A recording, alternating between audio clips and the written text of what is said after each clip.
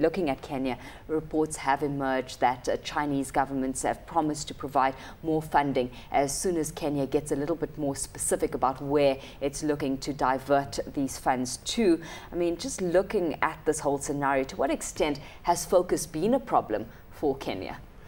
Well, you know, it is disappointing often when you look at the progress that Kenya has made on infrastructure. I mean, just think of agriculture. Every year they deal with floods that come in the western part of the country, and you know, or the need to introduce irrigation in parts of the country, and sometimes it just seems to take so long for these things to be implemented. But, you know, overall, there has been a problem with focus, but I think that under the current government, I think they've realised that they've had to accelerate some of the spending, particularly post-election violence, and you know, so I think we have seen an acceleration. But unfortunately, the government has really been hamstrung by very difficult conditions. You know, of course, the election violence last year, the drought this year, it has made their life very difficult. They haven't had the easiest run. So in a position where this deal from China looks simply just too lucrative to, I mean, to ignore, we've got 600 million shillings of funding being promised. This in addition already to 1.08 billion, which was given to Kenya as well. Certainly a good position to be in, but skeptics out there would say nothing's for free. So, you know, what's your view on this transaction actually happening? Well, I mean, the interesting thing is if you look at the relative scale of the Chinese interest in Kenya, it's tiny compared to something like Zambia or the DRC, for example.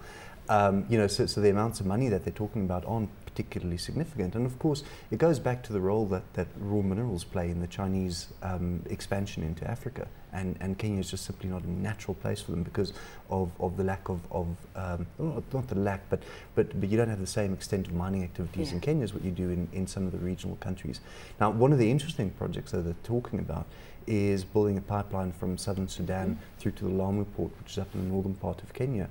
And the reason for that, of course, is it goes back to China being able to get its oil out of Sudan back to, you know, so it actually doesn't have much to do with Kenya directly, other than that it's an access route to the seas. But now there looks like there could be quite an interesting opportunity, because this would be a sustainable program, it would be a relatively big program.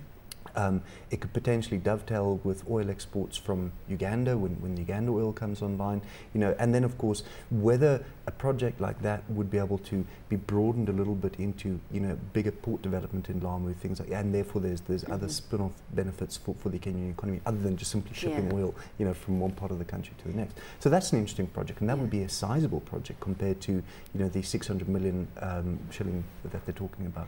Having said that, Leon, I mean, we have Prime Minister Raila Odinga busy wooing Chinese investors at the moment. I mean, is this investment case loud and clear enough, or something that really needs to be propagated? I mean, what do we need to be hearing from him to actually woo investors in this direction? Well, you know, political stability is one, you know, and there, of course, it goes into, it's not just simply stability, but it's certainty as well, that we know how things are going to transpire. And so you have this cloud around the, you know, the post-election violence, which still needs to be resolved. At least it looks as though there's sort of incremental gains happening there.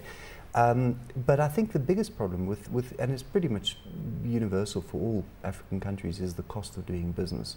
And in Kenya, it's no different, you know, where while you might have, you know, somewhat better infrastructure, but you still have lots of problems, you know, on the roads, in railroads, things like that, you know, where there are still lots of problems. And the government really needs to ease up or improve the infrastructure development program, so the Chinese money would take a step in that direction. Also, there's to consider that there's a pretty skewed, you know, a skewed, I'm losing my words here, but there's a skewness to trade and investment portfolio over in Kenya. We've got Kenya importing a lot more from China than it's exporting to them. We've got the Prime Minister saying that, you know, they wish to have more Kenyan tea, coffee, beef, flowers, all exported to China. But at the same time, we've got the drought persisting, and we've got productivity waning. So while he's propagating and saying that, you know, export potential needs to be increased, do they actually have the capacity to fulfill that kind of agreement? Well, it's tricky, you know, because a lot of the tea already goes to Southern Asia, you know, to India, Pakistan, that region. A lot of the horticulture exports already go to Europe. You know, so do they have the capacity to expand beyond what they're already doing without, you know, proper investment into things like irrigation projects, you know, things, because you've got to keep in mind that you know, the agricultural region of Kenya is heavily dominated in the west, in the Rift Valley area. Once you go into the eastern parts, you know, it's much more pastoral than actual agricultural.